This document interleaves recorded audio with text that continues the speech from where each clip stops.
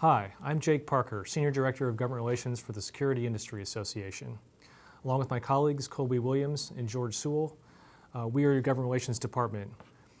Our mission is to support members through supporting legislative and regulatory policies that foster innovation, investment, and economic growth in the security industry. And we do this through advocacy, member resources, and key events. We support policies that promote the effective deployment of security solutions and advance our industry's important mission of protecting people, property, and information. Together with members, we provide a unified voice in Washington, D.C. and state capitals as decisions are made that affect the industry around the country. The SIA Government Relations team would like to provide members with a brief update on our activities so far in 2023. At the federal level, we've started a new Congress. There are a number of issue areas that we've been discussing extensively with policymakers on Capitol Hill, and this includes legislation affecting the use of artificial intelligence-driven technologies, finding new sources of funding for school security and addressing the needs in our nation, and also the efforts to counter threats that are emerging from hostile unmanned aerial systems, which we've seen around the world and is becoming an increasingly important security issue. Legislation to expand counter-UAS authorities for use by the federal government, state governments, and critical infrastructure operators. Importantly, we've also long advocated for policies that encourage the responsible use of biometrics, both by the government and in the private sector.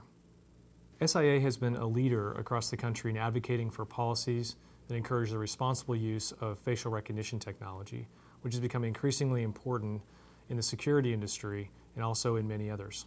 Although 2023 saw far fewer pieces of legislation introduced that address facial recognition specifically, we have been able to provide subject matter expertise and stakeholder input in several bills that received consideration specifically in California and Maryland.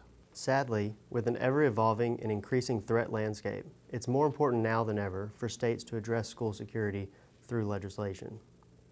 This year alone, we've tracked more than 300 bills in all 50 states, a record for this type of legislation. And we're offering our industry support and expertise when possible. Due to the large volume of funding efforts, please check out the SIA School Security Funding Guide that is updated and released each fall around ISC East for a more complete list of funding avenues for school security. With a drastic increase of right-to-repair legislation filed across the country this year, it has been critically important for our industry to educate lawmakers on the unintended consequences of passing this type of legislation without protecting the integrity and operability of security technology. So far this year, over 35 states have introduced this type of legislation without protecting our industry, and we have engaged in each one of those with notable success so far. Of those 35 states, the only two which have adopted this type of legislation, Minnesota and New York, have both amended the bill prior to passage in ways that provide various exemptions and provisions that are friendly to the security industry and protect our industry's products and services. The remaining states have tabled this type of legislation for the year, citing our industry's main concerns, security and life safety.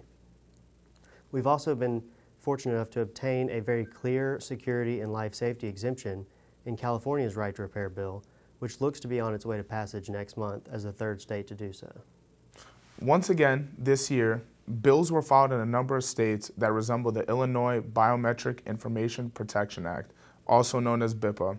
Rather than protecting consumers, this outdated law has made many beneficial biometric technologies for safety and security applications unavailable in Illinois, a situation that could expand if BIPA-type laws are enacted in other states.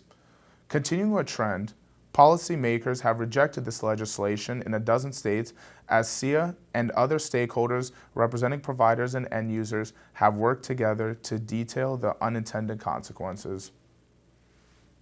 One issue receiving considerable consideration at the state level was data privacy legislation in 2023. The beginning of the year, 5 states had enacted comprehensive data privacy laws. This is important to the security industry because our products and services often involve the processing of personal information for safety and security purposes.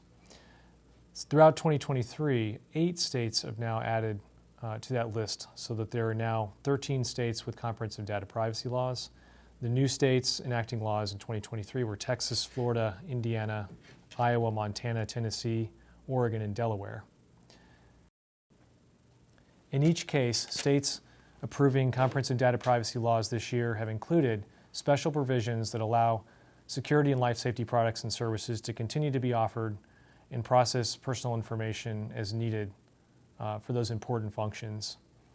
While our policy priorities depend mostly on legislative trends, some of the issues that have been at the forefront this year are right to repair, school security, facial recognition and biometrics, data privacy, and a wide range of miscellaneous security industry-related bills.